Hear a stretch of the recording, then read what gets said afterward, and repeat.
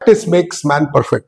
ಹೌದು, ನಮ್ ಪ್ರಾಕ್ಟೀಸ್ ಅಲ್ಲೇ ಮೊಬೈಲ್ ಇರುತ್ತಲ್ಲ. ನಮ್ಮ ಸೆಟ್ ಅಲ್ಲಿ ಅಂದ್ರೆ ರಿಹರ್ಸಲ್ ಯಾವುದೇ ನಾಟಕದ ಸಮಯದಲ್ಲಿ ಫೋನ್ ರಿಂಗ್ ಆದ್ರೆ ಅವತ್ತಾದ್ಮೇಲಿಂದ ನಾಟಕ ಮುಗಿಯೋ ದಿವಸದವರೆಗೂ ನಾಟಕದ ಕೆಲಸಕ್ಕೆ ಅಂತ ಬಂದಾಗ ಆ ಫೋನ್ ನನ್ನ ಮುಂದೆ ಇರುತ್ತೆ.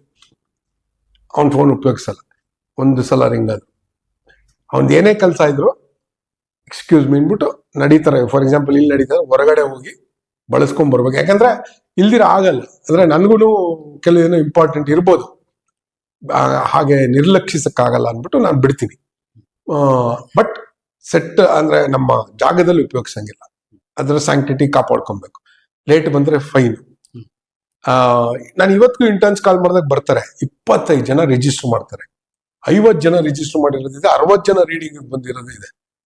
ನಾನು ಫಸ್ಟ್ ಪ್ರಶ್ನೆ ಏನ್ ಕೇಳ್ತೀನಿ ಫಸ್ಟ್ ಮೀಟಿಂಗ್ ಅಲ್ಲಿ, ಇಲ್ಲಿ ಯಾರ್ಯಾರು ಈ ನಮ್ಮ ತಂಡದ ಮುಖಾಂತರ ಟಿವಿ ಸೀರಿಯಲ್ ಮತ್ತು ಸಿನಿಮಾಗೆ ಸೇರಕ್ಕೆ ಬಂದಿದ್ದೀರಾ ಅಂದಾಗ ಒಂದಿಷ್ಟು ಜನ ಕೈ ಎತ್ತಾರೆ.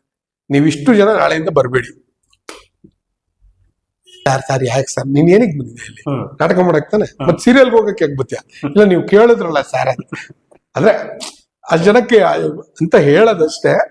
ಬಟ್ ಅದಲ್ಲ ಆಬ್ಜೆಕ್ಟಿವ್ ಇಲ್ಲಿ ನಾಟಕ ಮಾಡೋದು, ನಾಟಕ ಆಗೋದು.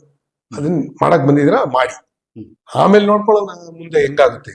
ಇಲ್ಲ ಅದಕ್ಕೋಸ್ಕರ ಬಂದಿದ್ದೀನಿ ನೀವು ಚಾನ್ಸ್ ಕೊಡಿಸ್ಲೇಬೇಕು ಸಾರಿ ಅಂತವ್ರಿಗೆ ನಾವು ಎನ್ಕರೇಜೇ ಮಾಡಲ್ಲ. ರಂಗಭೂಮಿಗೆ ಬದ್ಧರಾಗಿರಂಗಿದ್ರೆ ಹುಡ್ಕೊಂಬರುತ್ತೆ ನೀವು ನಿಯತ್ತಾಗಿದೆ. ನಾನೇ ಉದಾಹರಣೆ ಅಂತಾನೆ ಹೇಳ್ತೀನಿ. ಅದೇ ನಾನ್ ಕೊಡೋ ಮೆಸೇಜು ಅಷ್ಟೇ, ಬಿ ಆನೆಸ್ಟ್. ನೀವು ನಿಯತ್ತಾಗಿರಿ, ಏನ್ ಮಾಡಿದ್ರು ನಿಯತ್ತಾಗಿರಿ, ಮಿಕ್ಕಿದೆಲ್ಲ ಬರುತ್ತೆ, ಅದಾಗದೇ ಬರುತ್ತೆ. ಪೇಷನ್ಸ್ ಇರ್ಬೇಕು.